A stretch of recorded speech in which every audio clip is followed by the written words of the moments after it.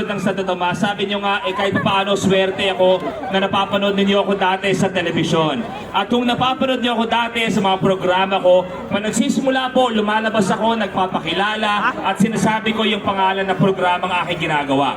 Pero ngayong gabi, sana bigyan niyo ako ng pagkakataon magpakilala ulit.